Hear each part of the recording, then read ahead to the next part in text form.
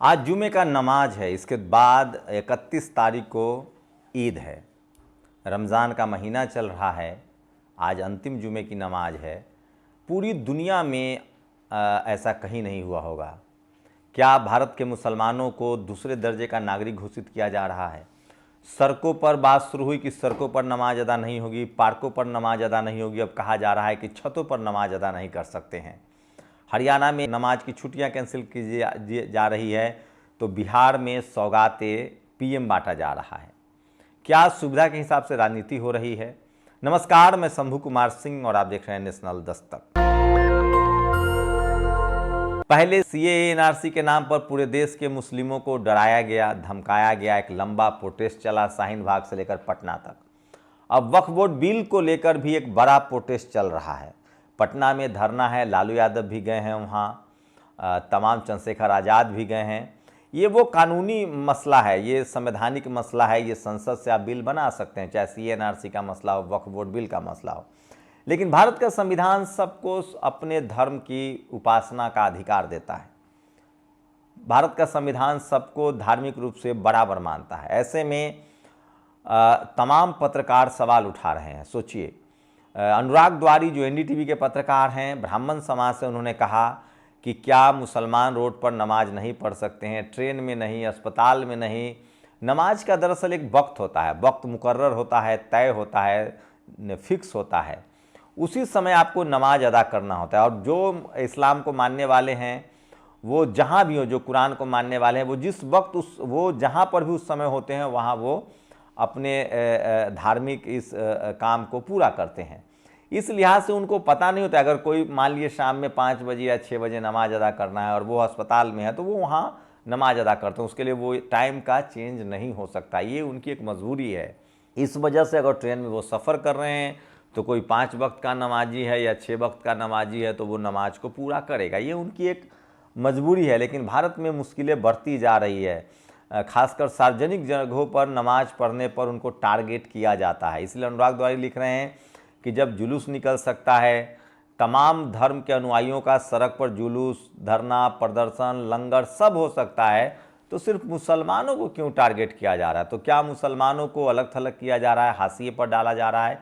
ये सबसे बड़ा सवाल है। दूसरी तरफ सोचिए कि अब तो संभल में जिस तरह से कैमरे उड़ाए जा रहे थे, कहा जा रहा था कि आप छत पर भी नमाज नहीं पढ़ सकते हैं। आप अपने छत पर क्या करेंगे ये तो आप तय करेंगे। ये बड़ा सवाल है जिन लोगों ने उठाया है। विनोद कापरी ने ये सवाल उठाया है, अनुराग द्वारी ये सवाल पूछ रहे हैं। वहीं सोचिए, दुनिया भर के मुसलमान जो हैं चिंतित हैं इजराइल फिलिस्तीन को लेकर। इजराइल और फिलिस्तीन का युद्ध लगातार लंबा होता जा रहा है। तस्वीरें सामने आती हैं किस तरह से मलबे पर भी फिलिस्तीन के लोग जो हैं वो रमज़ान मना रहे हैं। लेकिन वहीं दूसरी तरफ भारत को लेकर चिंता बढ़ रही है। सोचिए, भारत का मिडिल ईस्ट के साथ कितना अच्छा संबंध है, व्यापार का। भारत का सबसे अच्छा संबंध न चीन से है न अमेरिका से है। अगर रिश्तों की बात करें, अगर व्यापार और बिजनेस की बात करें, तो मिडिल ईस्ट में लाखों भारतीय रहते हैं। बस 2 फर्क है। जहाँ यूरोप, अमेरिका और इंग्लैंड में भारत का पढ़ा लिखा सवर्ण तबका रहता है, जो वहीं बस जाता है, जो वहीं रहना चाहता है, वो भारत कमा के नहीं भेजता है।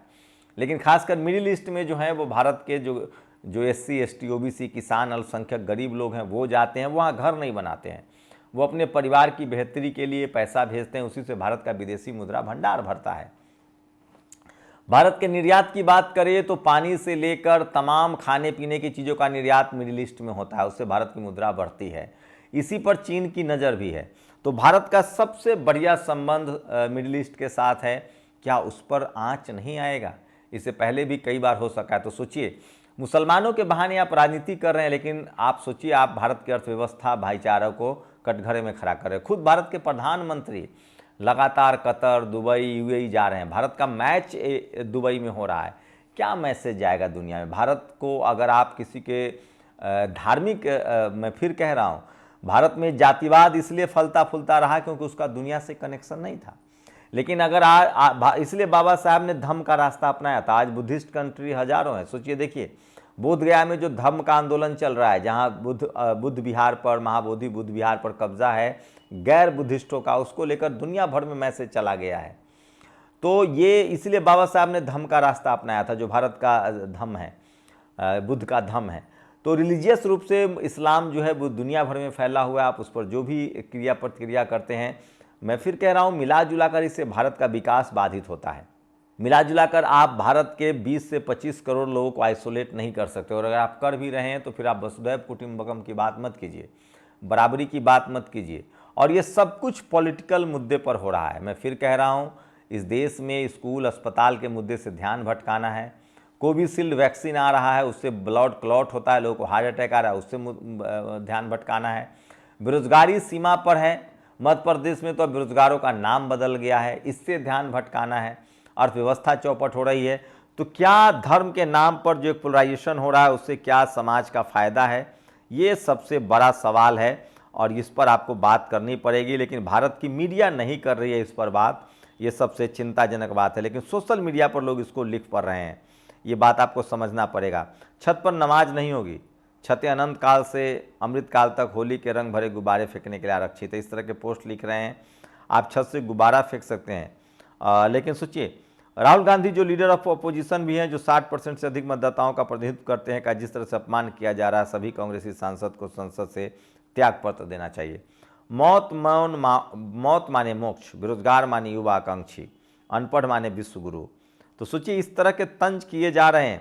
भारत की सीआईडी क्राइम ब्रांच ने 21 साल से फरार अंडरवर्ल्ड डॉन बंटी पांडे को साधु के भेष में गिरफ्तार किया है।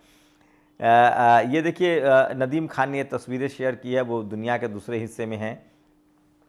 और IIT placement drop 10% decline in over half institute. सोचिए, आईआईटी करने वालों को भी नौकरियां नहीं मिल रही। कोविशील्ड से आपको क्लॉट हो रहा है, हार्ट अटैक का खतरा है। तो इस तरह की तमाम खबरें को दफनाने के लिए, तमाम खबरों को छुपाने के लिए आपको इस तरह से हिंदू मुस्लिम में बांटा जा रहा है और आप बंट रहे हैं। मैं फिर कह रहा हूँ, किसी की भी धार्मिक आस्था को चोट पहुंचाना कहीं से भी सही नहीं है। गैर बराबरी के खिलाफ और मुस्लिम समाज के साथ इस तरह के जो भेदभाव हो रहे हैं, 1 महीने तक लगातार कांवड़ियों के लिए सड़क बंद की जा सकती है, लेकिन सड़क पर नमाज नहीं हो सकती। विनोद कापरी ने बड़ा सवाल उठाया है जो सोशल मीडिया पर वायरल है, और इसलिए मैं कह रहा हूँ कि भारत के मुस्लिम समाज के लोगों को टारगेट किया जा रहा है। सोचिए, बाबर, हुमायूं, अकबर, औरंगजेब, चंगेज खान, जिनसे आप नहीं जीत पाए, एक भारतीय के तौर पर हम नहीं जीत पाए। हम बाबर से क्यों नहीं? बाबर बाहरी था, इसमें दो मत नहीं है। औरंगजेब बाहरी था, अकबर बाहरी था हमलावर, अंग्रेज बाहरी थे। हम क्यों नहीं जीत पाए? क्योंकि हमें जातियों में हम बट गए थे। आज अनिल यादव ने क्या लिखा है, एक भी घाव नहीं लगा चंद्रगुप्त मौर्य को, सम्राट चंद्रगुप्त मौर्य को, क्योंकि उनके पास 10 लाख की सेना थी और उस समय जातिवाद नहीं था।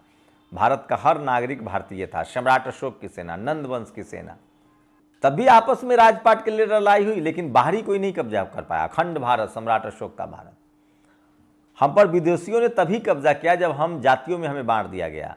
ये लड़ेगा, ये व्यापार करेगा, ये पढ़ेगा, बाकी शूद्र छूत। इस पर बात कीजिए, नहीं कर सकते हैं। पता नहीं विपक्ष के सांसद ये सब मुद्दा, लेकिन ये क्या कर रहे हैं, जिन औरंगजेब से, जिन मुगल से नहीं लड़ पाए, उनका बदला अब लिया जा रहा है। आप सोचिए, अरे आपको कुछ, अगर आपको आदर्श है तो छत्रपति शिवाजी महाराज को आदर्श बनाइए, महाराणा प्रताप को आदर्श बनाइए, जिन्होंने लड़ाई गैर बराबरी के खिलाफ, अन्याय के खिलाफ लड़ा है। साहू जी महाराज, संभाजी महाराज, वो गुरु गोविंद सिंह साहब, वो गैर बराबरी के खिलाफ लड़ रहे थे। गुरु नानक साहब ने कहा नो रेस नो कास्ट। तो जो भारत की सबसे बड़ी बर्बादी का कारण है जातिवाद, और अब उसमें धर्म को भी जोड़ा जा रहा है। तो ये सबसे बड़ी खबर है जो सोशल मीडिया पर वायरल है, और मैं इसलिए कह रहा हूँ कि सोशल मीडिया ही सच्चा मीडिया है, सोशल मीडिया ही बहुजन मीडिया है। ईद की नमाज को सड़क पर बिल्कुल नहीं होना चाहिए, सहमत हूँ। ठीक वैसे ही जैसे दुर्गा पूजा, गणेशोत्सव या कोई भी पंडाल सड़क पर नहीं लगनी चाहिए। नेताओं के रोड शो जल्द से भी सड़क पर बंद होना चाहिए। आप सहमत हैं? अनुराग द्वारी बड़े पत्रकार हैं जो सोशल मीडिया पर लिखते हैं। देश में लंबे समय से मुसलमानों की नीयत पर शक किया जा रहा है। महाकुंभ में जब भगदड़ मची थी तो मुसलमानों ने हिंदू श्रद्धालुओं की मदद की थी। परेशान श्रद्धालुओं को उन्हें अपने घरों में रखा था। ये देश दूर की बात नहीं, अभी इलाहाबाद में जब अफरा तफरी मची, जब श्रद्धालु अकाल मौत के मुंह में समा गए, जिसको धीरेन्द्र शास्त्री मोक्ष कह रहा था, उस समय भी मुसलमानों ने अपने दरवाजे खोले, अपने मस्जिदों के दरवाजे खोले। दुबई के मुसलमानों को गले लगाते हैं और अपने देश के मुसलमानों की नमाज रोक देते हैं, सौगात मोदी है। इकरा हसन जो समाजवादी पार्टी की सांसद है, उन्होंने बड़ा सवाल उठाया है और मैं इसलिए कह रहा हूं कि आपको लड़ना पड़ेगा गैर बराबरी से, आपको लड़ना पड़ेगा जातिवाद से। किसी के धार्मिक आस्था से लड़कर आपको कुछ नहीं हासिल होगा। मैं फिर कह रहा हूं, ये देश जब तक पढ़ाई लिखाई, स्कूल, अस्पताल, दवाई की बात नहीं करेगा, बहुत पीछे चला जाएगा। शुक्रिया। दस्तक की आपसे गुजारिश है कि अगर इसको बचाना चाहते हैं तो नेशनल दस्तक को सब्सक्राइब करने के लिए रेड कलर के सब्सक्राइब बटन को दबाएं, फिर बेल आइकन की घंटी दबाएं। नेशनल दस्तक को बचाने के लिए बहुत जरूरी है कि हर खबर को शेयर करें, लाइक करें, कमेंट जरूर करें।